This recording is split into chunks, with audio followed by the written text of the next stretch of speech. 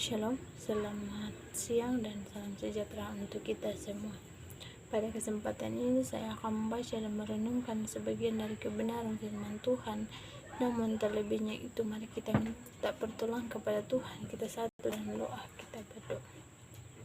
Allah Bapa kami dalam kerjaan surga, tak henti-hentinya kami ya Tuhan tunduk di hadapan hadirat-Mu, menanda segala kasih dan penyertaan Tuhan yang senantiasa berkati kami sepanjang hari lamanya hingga pada saat ini.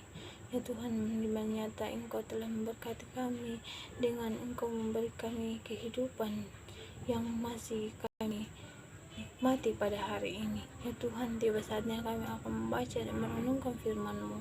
Kiranya Engkau mau berkati hamba-Mu sehingga hamba-Mu dapat berkata-kata seturut dengan kehendak-Mu ya Tuhan.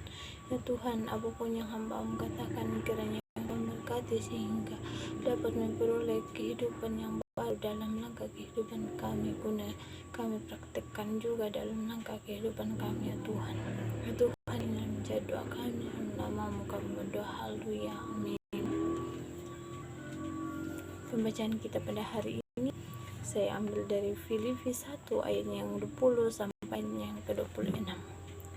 Lembaga Alkitab memberikan judul Kesaksian Paulus dalam Penjara. Ayatnya yang ke-20, sebab yang sangat kurindukan dan kuharapkan ialah bahwa aku dalam segala hal tidak akan beroleh malu, melainkan seperti sedia kala. Demikian pun sekarang Kristus dengan nyatanya dimuliakan dalam tubuhku, baik oleh hidupku maupun oleh matiku. Ayatnya yang ke-21, karena bagiku hidup adalah Kristus dan mati adalah keuntungan. Ayatnya ke-22, tetapi jika aku harus hidup di dunia ini, itu berarti bagiku pekerjaan memberi buah. Jadi mana yang harus kupilih, aku tidak tahu. Ayat yang ke-23, aku didesak dari dua pihak. Aku ingin pergi dan diam bersama-sama dengan Kristus.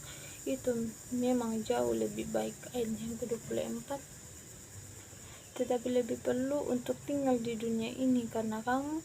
Ayat yang ke-25, dan dalam keyakinan ini tahukah aku akan tinggal dan akan bersama-sama lagi dengan kamu sekalian, supaya kamu makin maju dan bersukacita dalam iman, sehingga kemegahanmu dan dalam Kristus Yesus semakin bertambah karena aku apabila aku kembali kepada kamu.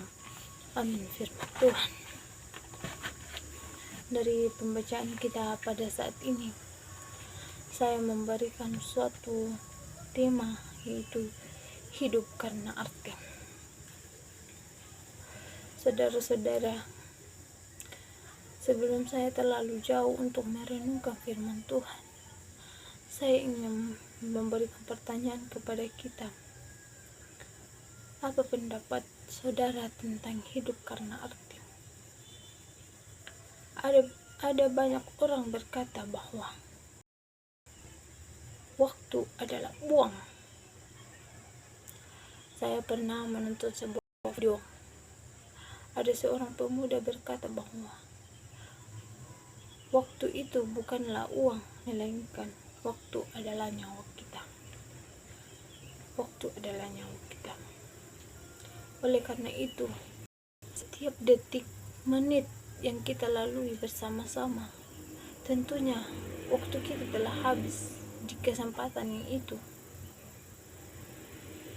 Seperti halnya ketika kita melakukan sebuah kegiatan, baik itu mengajar, belajar, mengikuti kegiatan-kegiatan yang lain, tentunya waktu kita telah habis di kegiatan itu. Contohnya, pada saat ini kita melakukan sebuah pekerjaan, entah itu pekerjaan rumah, pekerjaan kantor, atau pekerjaan apapun, tentunya waktu kita telah habis di waktu itu. Ataukah misalkan bagi anak muda yang melakukan sebuah chattingan, entah itu kepada kerabat, saudara, orang tua, atau bahkan kepada pacar selama berjam-jam, tentunya waktu mereka itu habis di kegiatan itu melalui chattingan.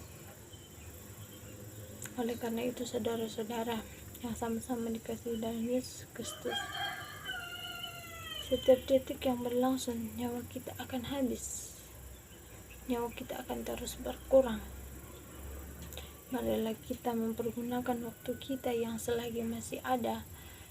Mari kita mempergunakan waktu yang Tuhan masih berikan kepada kita untuk memuji dan memuliakan nama Tuhan. Rasul Paulus mengajarkan kita bahwa hidup bukan karena hari, melainkan hidup karena arti. Ada hal yang dapat membuat hidup kita berarti, yaitu ketika kita dalam kelemahan tubuh atau kita dalam kegagalan atau bahkan kita dalam kesusahan, kita tidak pernah meninggalkan Tuhan. Kita tetap mengandalkan Tuhan meskipun banyak rintangan yang menghadapi kita. Kita tidak luput dari Tuhan, kita tidak jauh dari Tuhan. Itulah hal yang dapat membuat hidup kita berarti. Seperti yang Rasul Paulus katakan, Kristus dengan nyatanya dimuliakan di dalam tubuhnya, baik oleh hidupnya, oleh matinya. Karena bagi Paulus, hidup adalah Kristus dan mati adalah keuntungan.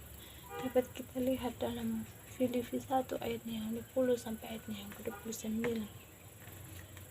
Jadi, saudara-saudara, Rasul Paulus mengajarkan kita bahwa hidup yang berarti hanya hidup untuk Tuhan Yesus.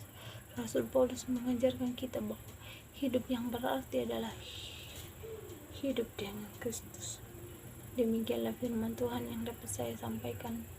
Kiranya apa yang telah saya sampaikan dapat berguna dan dapat kita praktekkan dalam langkah kehidupan kita.